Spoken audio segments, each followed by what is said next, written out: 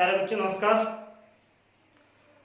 हमने inverse trigonometrical function यानी कि प्रतिलोम त्रिकोणमितीय फलन की जो फर्स्ट एक्सरसाइज जो है, एक ही एक्सरसाइज है, एक मिसलिनियस एक्सरसाइज इसमें। तो जो एक्सरसाइज 2.1 है उसके 14 क्वेश्चन हमने कंप्लीट कर लिए हैं और मैं ये आशा करता हूं कि आपको सबको समझ में आया होगा ये जरूर। अगर फिर भी मैंने पिछले वीडियो में बताया था कि अगर कोई डाउट्स हैं, कोई प्रॉब्लम्स हैं तो आप उसके अंदर कमेंट्स करके आप मेरे को जरूर बताइएगा, जिससे कि मैं जो भी वीडियो अपलोड करूं तो उसके अंदर मैं आपकी जो प्रॉब्लम्स जितनी भी हैं वो सॉर्ट आउट कर सकूं। ठीक है, अब 14 क्वेश्चन से आगे हम सॉल्व करना शुरू करते हैं क्वेश्चंस को। इसके अंदर टोटल आई थिंक 25 क्वेश्चन है, तो 50% यानी कि 11 क्वेश्चन और बचे हुए हैं, तो वो भी जल्दी ही कंप्लीट हो जाएंगे। और बच्चे एक चीज जरूर ध्यान रखना आप कि जब भी आप इस वीडियो को देखते हो तो वीडियो को देखने से पहले आप जो फार्मूले मैंने आपको जितने भी लिखवाए हैं वो आप एक पेज के ऊपर नोट करके उस पेज को अलग निकाल लो। आप कॉपी से निकाल करके जब भी आप इसके अंदर जब मैं सवाल हल करवा रहा हूं और मैं उस टाइम जरूर बताता हूं कि ये उस टाइम मैंने ये फार्मूला बताया था आपको, तो आप फौरन उस फार्मूले के ऊपर जाइएगा, देखिएगा, तो जिससे कि थोड़ा सा ध्यान रहेगा वो चीज। ठीक है, और बाकी पेन और कॉपी जरूर साथ लेके बैठो, जिससे कि आप मेरे साथ साथ बोलते टाइम ही आप इसको नोट करते रहो। ठीक है, कई दफा ऐसा होता है इसकी वीडियो की क्वालिटी अच्छी नहीं होती, जिसकी वजह से हम बोर्ड के ऊपर थोड़ा दिखाई कम देता है, लेकिन जिस टाइम मैं बोल रहा होता हूँ मेरा बोलते हुए भी आप उसको नोट कर सकते हो। एक बार आपने नोट कर लिया, जब आप दोबारा उसको देखते हो तो वो पूरा समझ में आ जाएगा जब आपके पास नोट है तो वो। ठीक है, तो चलिए आप स्टार्ट करते हैं। नेक्स्ट क्वेश्चन जो है हमारा वो है 15, क्वेश्चन नंबर 15। और ये जो क्वेश्चन है ये है कि यदि tan इनवर्स x, यदि tan inverse x, tan inverse y, tan inverse z समांतर श्रेणी में हो, समांतर श्रेणी में हो, तो सिद्ध कीजिए, तो सिद्ध करो कि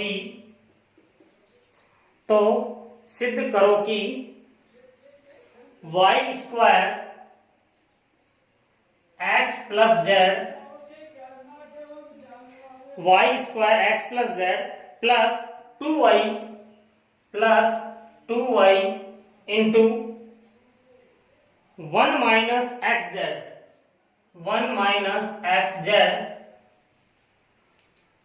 minus x minus z, minus x minus z is equal to 0।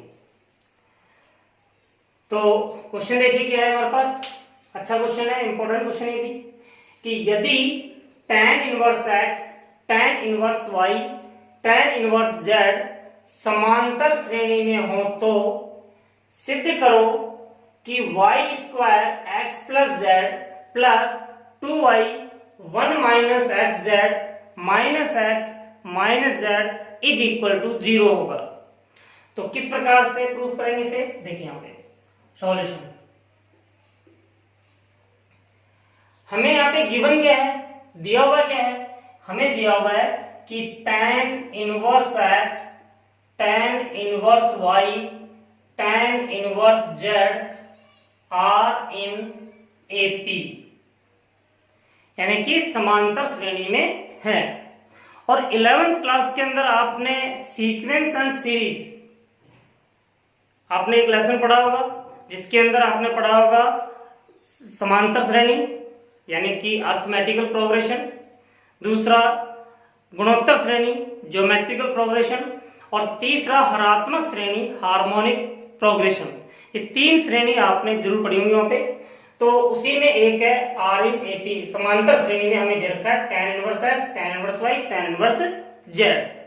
अब हमें करना क्या है, जब हमारे पास कोई 3 टर्म या 3 पद a b c AP में हो, R इन AP, अगर वो समांतर श्रेणी में हैं तो कंडीशन क्या होती है, b की जो वैल्यू होती है वो कितनी होती है, a प्लस सी बटा में 2, a प्लस सी बाय 2, या 2 को यहाँ पे आप मल्टीप्लाई कर लीजिएगा, एक ही बात है, यानी कि 2b is equal to a plus सी।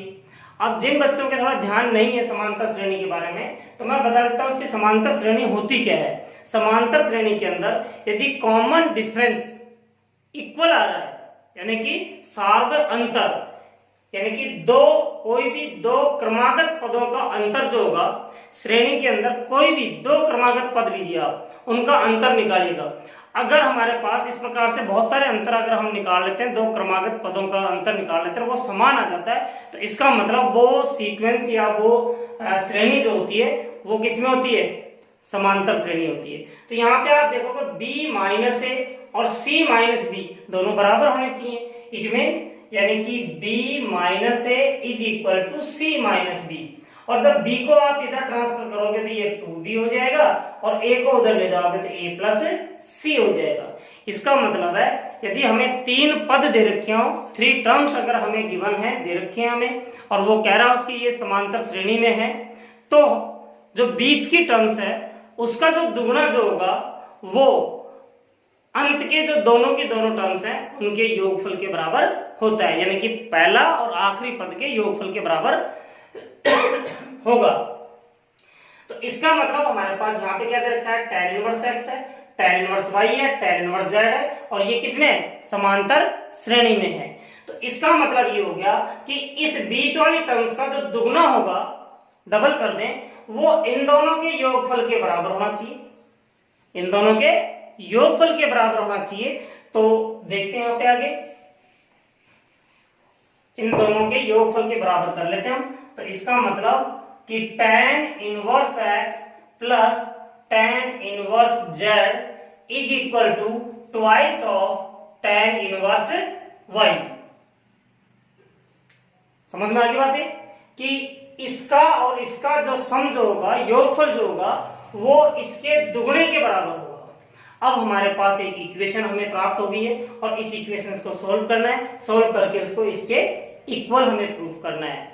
ठीक है, तो कैसे करेंगे, यहाँ पे फॉर्मूला लग सकता है, कौन सा, tan inverse x plus tan inverse y का। अब आप अपने पेज में देखिएगा, वहां पे लिखा हुआ होगा कि tan inverse x plus tan inverse y is equal to tan inverse x plus y divided by 1 minus xy। लेकिन यहाँ पर y की जगह पर z है, तो y की जगह पर z यूज कर लेंगे। तो ये क्या हो जाएगा हमारे पास कि tan inverse x plus z divided by 1 minus xz is equal to, और एक और फॉर्मूला होगा 2 tan इनवर्स x का। तो 2 tan इनवर्स x का क्या था, tan inverse 2x divided by 1 minus x square, और x की जगह पर यहाँ पर y है, तो हम यहाँ पे लिख देंगे कि tan inverse 2y divided by 1 minus y square. और ये दोनों इक्वल हैं, इक्वल होंगे तो इसका मतलब ये वैल्यू और ये वैल्यू दोनों इक्वल होनी चाहिए। ठीक है, तो इन दोनों को हम इक्वल कर देंगे, x plus z divided by 1 minus xz is equal to 2y divided by 1 minus y square. समझ में आ गया बच्चों? तो ये दोनों इक्वल नहीं। ध्यान रखना है एक चीज का, यहाँ पे ये tan इनवर्स से tan इनवर्स कैंसिल नहीं हुआ है, ये कैंसिल नहीं होता है, क्योंकि tan इनवर्स अकेला अपने आप में कुछ है ही नहीं। जैसे tan theta, sin theta, cos theta, tan, cot, sec theta जो होते हैं, ये अगर थीटा हटा दें तो उसका कोई मतलब ही नहीं है, जब तक उसके साथ में थीटा यानी कि एंगल नहीं लगा होगा। इसी प्रकार से इनवर्स ट्रिग्नोमेट्रिक में भी tan इनवर्स के साथ में ये कुछ लगा हुआ है तो इसकी कुछ वैल्यू है, यानी कि कोई एंगल है, और अगर अकेला tan इनवर्स है तो ये कुछ भी नहीं है। तो tan इनवर्स कैंसिल नहीं हुआ। यहाँ पे क्या हुआ है कि अगर ये पूरी वैल्यू इस पूरी वैल्यू के इक्वल है, तो इसका मतलब ये जो होगा वो इसके इक्वल होना चाहिए। समझ में आ गई बात है? अब आप यहाँ पे इक्वल कर दिया हमने, अब इसको क्रॉस मल्टीप्लाई आप कर लीजिएगा। तो क्रॉस मल्टीप्लाई करेंगे कितना आएगा, 2y को इससे मल्टीप्लाई करेंगे तो 2y into 1 minus x z is equal to, इसको इससे मल्टीप्लाई करेंगे किया जाएगा x प्लस जेड, एंड इसको इससे मल्टीप्लाई करेंगे तो minus y square x plus z. अब हमारे पास ये एक्सप्रेशन आ गया है। अब आपने देखना है इसकी प्रूव क्या करना है कि Y square x plus Z आ गया हमारे पास, 2y 1 माइनस एक्स जेड ये भी है, और माइनस एक्स माइनस जेड यानी कि ये भी। इन दोनों को आप इधर ट्रांसफर कर लीजिएगा, आपका क्वेश्चन प्रूव हो जाता है। तो y square x plus z and plus 2y 1 minus x z, and ये दोनों इधर आएंगे तो ये माइनस का एक्स माइनस का जेड इज इक्वल टू 0 हो जाएगा। समझ में आ गया होगा साथ ये क्वेश्चन, कोई बहुत मुश्किल नहीं था, सिर्फ एक कंडीशन दी हुई थी यहाँ पे इसकी, समांतर श्रेणी में। तो समांतर श्रेणी में अगर 3 पद 3 टर्म्स अगर वो एपी में है, समांतर श्रेणी में है, तो बीच का जो टर्म्स है यानी बीच का पद जो है उसका दुगुना करें तो वो प्रथम पद और अंतिम पद के योगफल के बराबर हो जाता है। तो वही हमने कंडीशंस को यहाँ पे अप्लाई किया है और उसके बाद में हमने इसको फार्मूला लगा करके सोल्व किया है। ठीक है बच्चों, अब इसके बाद में 16 क्वेश्चन देखिए।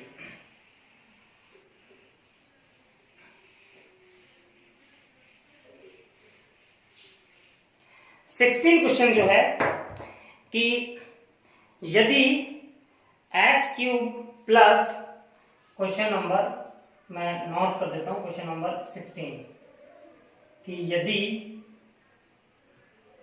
X cube plus p x square plus q x plus P बराबर 0 के मूल अल्फा बीटा तथा गामा हो तो सिद्ध करो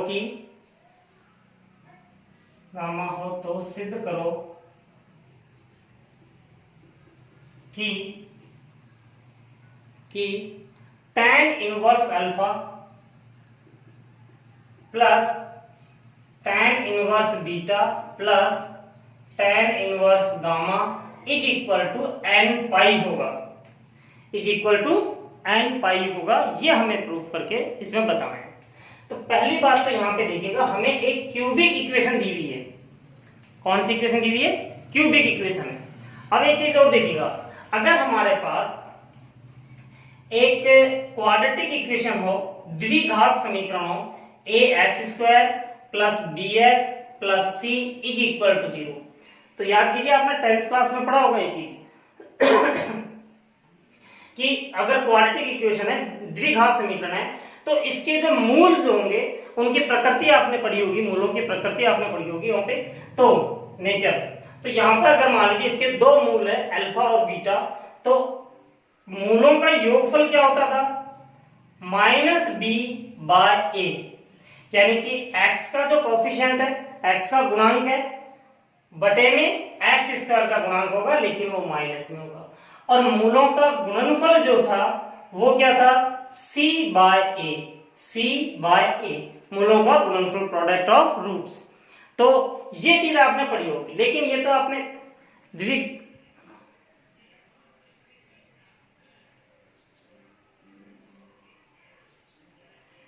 ओके, तो ये तो आपने पढ़ी होगी कि ax² plus bx plus c बराबर 0 द्विघात समीकरण है। तो इसका मतलब होगा कि alpha plus beta is equal to minus b upon में a। मूलों का जो योगफल है वो हमारा किसके बराबर होगा? माइनस बी अपॉन में a के बराबर होगा, और मूलों का गुणनफल जो होगा c बटा में a होगा। लेकिन अगर हमारे पास क्वाड्रेटिक इक्वेशन है, तो क्वाड्रेटिक इक्वेशन के अंदर क्या आ जाता है? अब वो देखिए सॉल्यूशन। इक्वेशन क्या है? X cube plus p x square plus q x plus p is equal to 0। ठीक है, तो यहाँ पे हम इसके मूल क्या है? हमारे पास अल्फा बीटा गामा है। ठीक, तो इसके अंदर मूलों का, या मैं इसको ना लिख करके थोड़ा लेंथी हो जाता है, मूलों का योगफल alpha plus beta plus gamma is equal to होगा माइनस x² का गुणांक डिवाइडेड बाय एक्स क्यूब का गुणांक। क्या हो जाएगा हमारे पास कि एक्स स्क्वायर का गुणांक डिवाइडेड बाय एक्स क्यूब का गुणांक, लेकिन ये माइनस में रहेगा।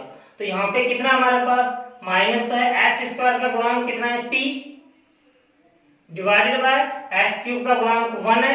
इट मीन्स क्या आ जाएगा हमारे पास माइनस p आ जाएगा। इसी प्रकार से दो के गुणनफलों का योगफल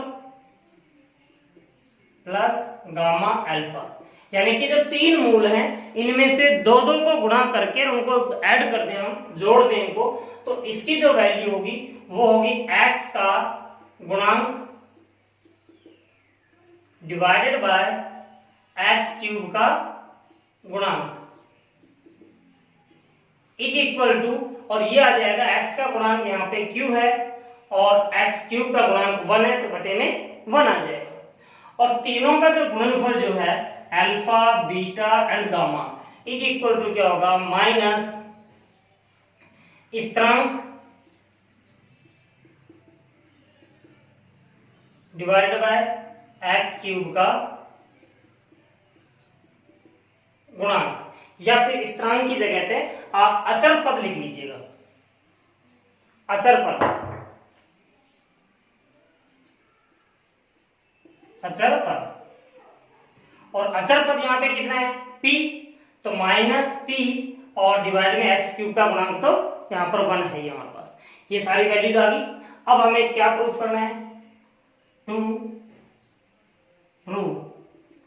प्रूव करना हमें कि tan inverse alpha plus tan inverse beta plus tan inverse gamma is equal to n pi. तो यहां से आप LHS को लीजिएगा, इसमें फॉर्मूला लगाइए कि tan inverse alpha plus beta plus gamma minus alpha beta gamma divided by 1 minus alpha beta minus beta gamma minus gamma alpha. अब आप अपने जो पेज के ऊपर जो फार्मूला नोट कर रखे हैं उसके अंदर आप देखिएगा, मैंने ये फार्मूला बताया था आपको। अब इसके अंदर आप ये वैल्यूज पुट कर दीजिएगा।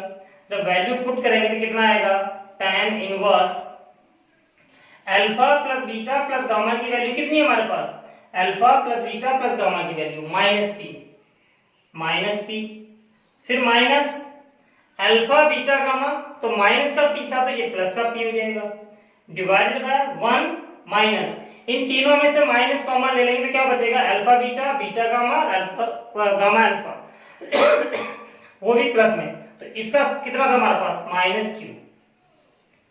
अल्टीमेटली हमारे पास क्या निकल के आया यहां से कि tan इनवर्स 0, tan इनवर्स कितना आया 0 आया हमारे पास।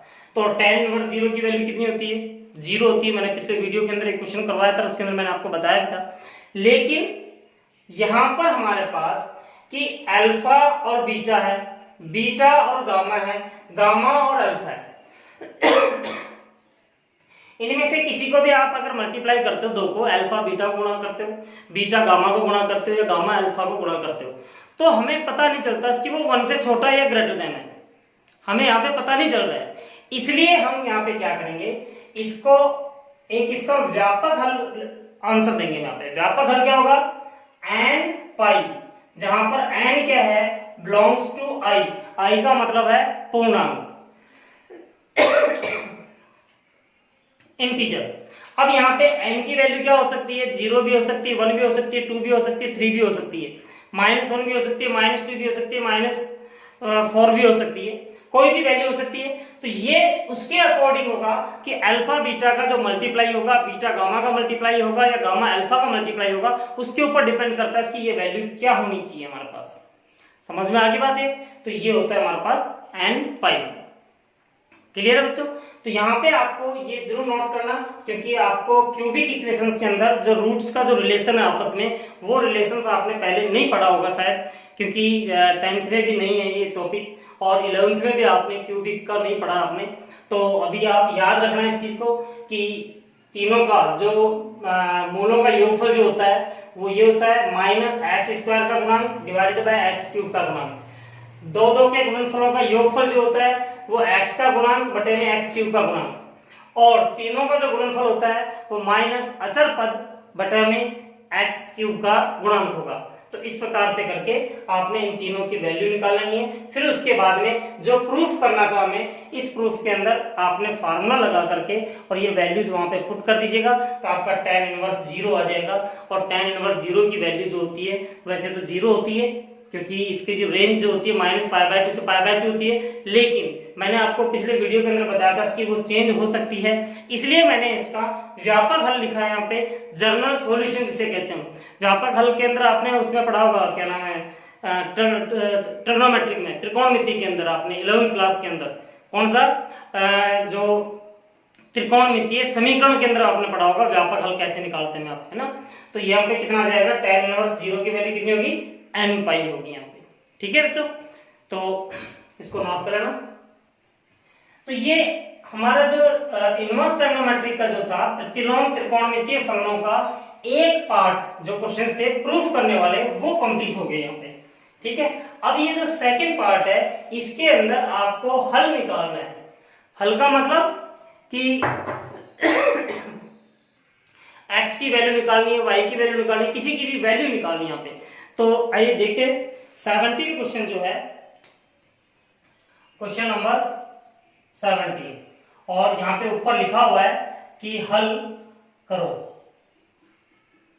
क्या है, हल करना है इसको हमें। और हल करने के लिए हमें क्वेश्चन क्या रखा है कि sec inverse x by a and minus sec inverse x by b, sec inverse x by b is equal to sec inverse b minus sec inverse a, sec inverse a। ये हमें दिया हुआ question, और इस question को हल करते हुए हमें x की वैल्यू निकालनी है। तो x की वैल्यू निकालने के लिए आप क्या करोगे, अब आप सबसे पहले तो आप इनको cos में कन्वर्ट कर लीजिएगा, थोड़ा आसान हो जाएगा, क्योंकि sec के तो फार्मूले पढ़े नहीं हमने, cos के फार्मूले पढ़े थे, cos में कन्वर्ट भी हो जाएगा। तो क्या हो जाएगा यहाँ पे कि cos inverse a by x minus cos inverse b by x is equal to cos inverse 1 upon b and minus cos inverse 1 upon a। अब यहाँ पे आप फार्मूला लगाओ, लेकिन एक प्रॉब्लम आएगी अगर इसमें फार्मूला लगाते हैं। इसमें फार्मूला लगाने के बजाय आप एक काम कीजिए, cos इनवर्स 1 upon a को इधर ले आइए, और वो अभी जब हम एक दो स्टेप कर लेंगे तो आपको पता चलेगा कि क्यों किया हमने यहाँ पे। देखिए cos inverse a by x plus cos inverse 1 upon a is equal to cos inverse 1 upon b plus cos inverse b by x, यानी कि इसको हमने इधर ट्रांसफर कर लिया और इसको हमने इधर ट्रांसफर कर लिया। अब आप अपने पेज के अंदर देखिएगा जो फॉर्मूले लिखे हुए कि cos inverse x plus cos inverse y का फॉर्मूला क्या था, तो वो फॉर्मूला था cos inverse xy minus under root of 1 minus x square under root of 1 minus y square.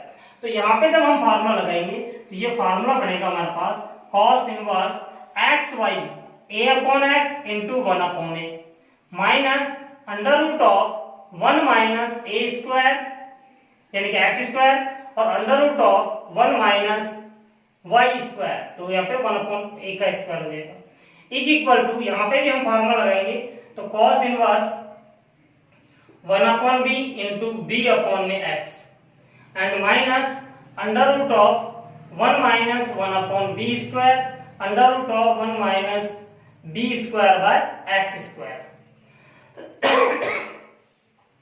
यहाँ पे कितना है cos इनवर्स है, यहाँ पे कितना है cos इनवर्स है, तो इसका मतलब ये वैल्यू इस वैल्यू के बराबर हो जाएगी, तो इसको बराबर कर दीजिएगा। देखिए a से a कैंसिल हो जाएगा 1 upon x minus under root of 1 minus a square by x square under root of 1 minus 1 upon a square is equal to, यहाँ पर b से b कैंसिल हो जाएगा 1 upon x minus under root of 1 minus 1 upon b square under root of 1 minus b square by x square. अब आगे देखिए 1 upon x से 1 upon x cancel हो गया, यानी कि बहुत सिंपल हो गया, बहुत सारे स्क्वायरिंग कर देंगे, अंडर रूट भी हट जाएगा और मल्टीप्लाई करके एक्स की वैल्यू निकाल लेंगे। अगर हम यहाँ पर इस तरह से ट्रांसफर नहीं करते, इसको इधर नहीं लेके आते, इसको इधर नहीं लेके जाते, तो इन दोनों में फार्मूला लगाते, तो क्या आता है यहाँ पे a अपॉन में x और यहाँ पे क्या आता है b अपॉन में x, तो ये कैंसिल नहीं होते और यहाँ पर 1 अपॉन x और 1 अपॉन x भी कैंसिल नहीं होता, तो बहुत कॉम्प्लिकेटेड हो जाता फिर ये क्वेश्चन सॉल्व करना बहुत मुश्किल हो जाता, बहुत लेंथ, हल तो हो जाएगा लेकिन बहुत लेंथी हो जाएगा ये क्वेश्चन, तो उसमें बहुत ज्यादा टाइम वेस्ट होगा। इसलिए हमने क्या किया, अपने सहूलियत के लिए, इसकी जो आसानी से हल हो जाएगी, तो हमने इन दोनों को आपस में इंटरचेंज कर लिया, ट्रांसफर कर लिया। ओके, अब इसके बाद में आपने नेक्स्ट स्टेप में दोनों को आपने स्क्वायर करना है, दोनों तरफ स्क्वायर करेंगे तो कितना आ जाएगा 1 minus A square by X square and 1 minus 1 upon A square is equal to, यहाँ पर भी स्क्वायर कर दिया तो अंडर रूट हट जाएगा 1 upon B square 1 minus B square by X square. अब आप मल्टीप्लाई कर लीजिएगा, तो जब मल्टीप्लाई 1 से मल्टीप्लाई करें तो 1 माइनस 1 अपॉन में ए स्क्वायर माइनस इससे मल्टीप्लाई करें तो A square by X square minus minus plus, और ये हो जाएगा ए स्क्वायर से स्क्वायर कैंसिल हो जाएगा 1 अपॉन में X square is equal to, यहाँ पे आएगा 1 minus B square by X square and minus 1 upon B square minus minus हो गया प्लस 1 अपॉन में एक्स स्क्वायर, तो 1 अपॉन एक्स स्क्वायर से 1 अपॉन एक्स स्क्वायर भी कैंसिल हो जाएगा, 1 से ये 1 भी कैंसिल हो जाएगा, तो अब हमारे पास बच गया कितना, इस ए स्क्वायर एक्स स्क्वायर को उधर ट्रांसफर कीजिए आप, A square by X square और माइनस का B square by X square already वहां पे था हमारे पास, और इस साइड में B square upon X square को इधर लेके आइए तो प्लस का हो जाएगा B square by X square, sorry B square X square नहीं 1 upon B square 1 upon B square and minus 1 upon A square यहाँ पे हमारे पास बचा हुआ था। समझ में आ गया होगा क्वेश्चन। अब इसके बाद यानी कि देखिए यहाँ पे 1 से 1 कैंसिल हो जाएगा, 1 अपॉन एक्स स्क्वायर से 1 अपॉन एक्स स्क्वायर कैंसिल हो गया। अब ए स्क्वायर अपॉन एक्स स्क्वायर को माइनस में था, इधर ले जाएंगे तो प्लस में हो जाएगा, ये माइनस में था यहाँ पे, ठीक है, माइनस के 1 अपॉन बी स्क्वायर को इधर लेके आएंगे तो ये प्लस का हो जाएगा, माइनस का 1 अपॉन ए स्क्वायर यहाँ पे है। ओके, यहां से मैं मिटा देता हूं। अब इसके बाद इसको हमें सॉल्व करना है, यहाँ पे एलसीएम क्या आएगा एक्स स्क्वायर, तो एलसीएम लीजिएगा एक्स स्क्वायर आएगा, क्या बचेगा A square minus B square is equal to, यहाँ पे एलसीएम क्या आएगा A square B square, A square B square, क्या बचेगा यहाँ से ए स्क्वायर माइनस का बी स्क्वायर यानी कि A square minus B square. तो यहां से देख रहे होगे इसकी A square minus B square भी इससे कैंसिल हो जाएगा, तो एक्स स्क्वायर की वैल्यू कितनी आएगी ए स्क्वायर बी स्क्वायर, तो एक्स की वैल्यू कितनी आ जाएगी प्लस माइनस ए बी, और ये हमारा आंसर होगा इसका। समझ में आ गया बच्चों, बहुत इंपॉर्टेंट क्वेश्चन है, मैंने बताया भी था कि वो 7 से आगे के जितने भी क्वेश्चन हैं वो काफी इंपॉर्टेंट क्वेश्चन है, 3 नंबर का क्वेश्चन आएगा ये, तो ये जरूर अच्छी तरीके से इसको प्रैक्टिस करके रखिएगा। तो अभी फिलहाल इतना काफी है, बाकी का नेक्स्ट क्लास। Thank you.